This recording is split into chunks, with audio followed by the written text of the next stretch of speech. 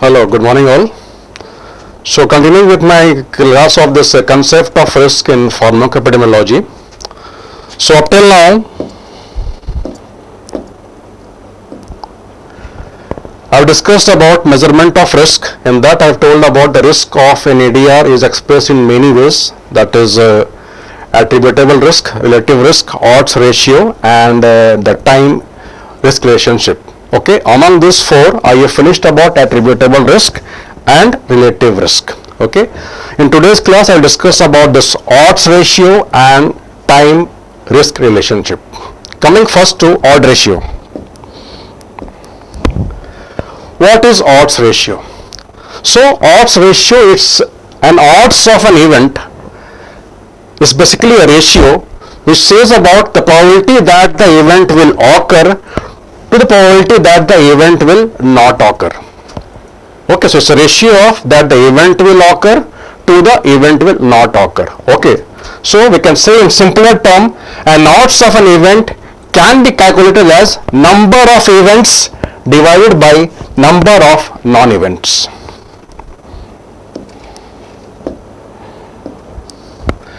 So if you see this table, in this table we have taken risk factor as exposed and non-exposed. Suppose we talk about smoking.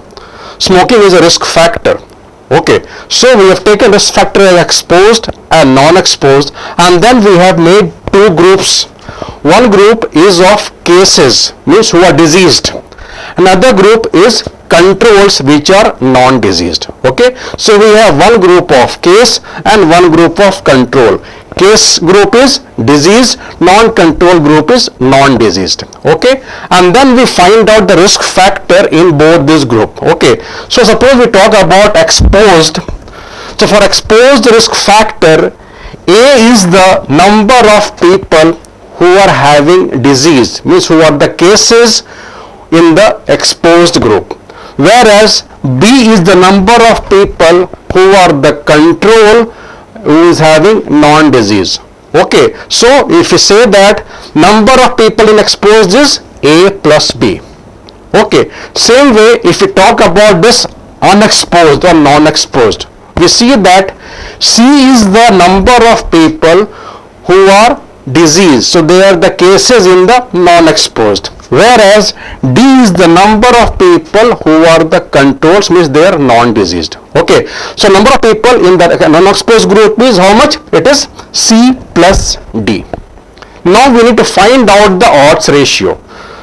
Odds ratio, what I told is, it's a probability of that the event will occur to the event will not occur, or we can say that odds ratio is the odds of exposure in the cases divided by odds of exposure in controls. So first we need to find out odds of exposure in the cases. For this we will take number of cases with exposure, that is A, divided by number of cases without exposure, that is C. So we get as odds of exposure in cases as A by C. Next we will find about odds of exposure in the controls. For that we will take first number of controls with exposure, that is B, and then we will divide it by number of controls without exposure, that is D. So we get now B by D. Now we need to find out the odds ratio, which is odds of exposure in cases, that is A by C, divided by odds of exposure in controls, which is B by D. Okay, so now we divide this A by C whole divided by B by D, which gives us AD by BC. Okay, so formula for finding odds ratio is AD by BC, where A is the number of cases in the exposed group, D is the number of non-disease in the non-control group, in the non-disease group, in the control group, B is the number of people in the control group who are non-disease, and C is the number of people in the cases group who are diseased. So odds ratio is AD by BC.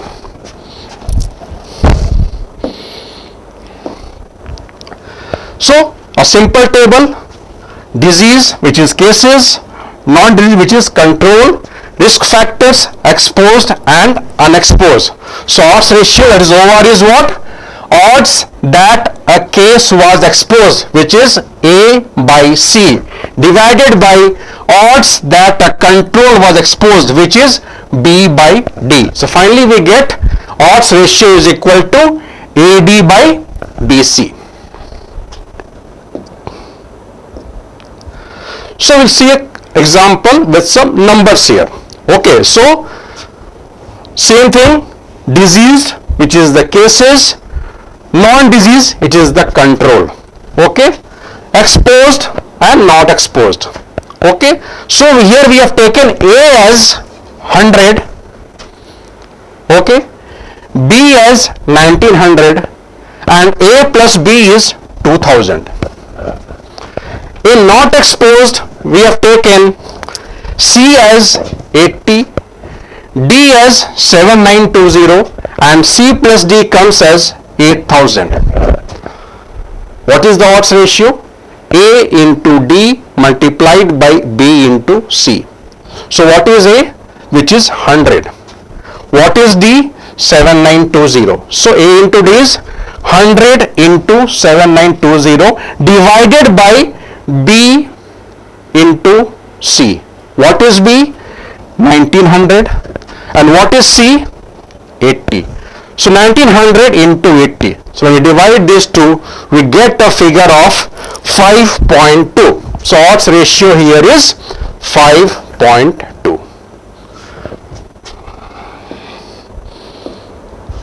Now we'll see one case. This case says that it's a case control study which was conducted in Hamad Hospital to compare 35 lung cancer cases to controls to determine the associated factors related to lung cancer. Out of 117 subjects in the sample, 88 were daily smokers. Only 2 cases were found to be of non-smokers. Now we need to find out the odds ratio and then we need to interpret the result. Okay, so given here is what? Total number of cases which was found in the exposed and not exposed is 35. Total number of entire sample or the entire people including the exposed and the not exposed is 177. And then what next is given is 88 were daily smokers, means total number of exposed, that is A plus B is given, which is 88. Next what is given? Only 2 cases were found to be of non-smoker. So given here is cases among the non-smokers, means cases among the non-exposed, that is 2. So we have got these figures. We need to find out other remaining figures and then finally find out the odds ratio and then interpret it. So what was given? 35. 35 is the number of cases both in exposed and not exposed, which is 35. 117 was the total population taken into account both in exposed and not exposed, means in the smokers and in the non-smokers. Next which was given was 88, which is the total number of daily smokers, that is A plus B is 88. Okay, and A plus B plus C plus D is 117. Okay, A plus C is 35. Next what is given?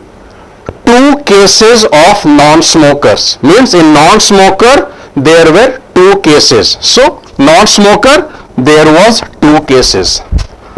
So when we know this non-smoker case and total case, we can find out the number of cases in daily smokers, which is 35 minus 2, it gives us 33. Now we know total number of daily smoker, which was 88.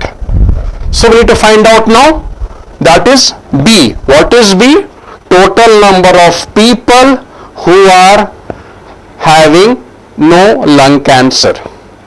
Okay, that is 88 minus 33, which gives us 55.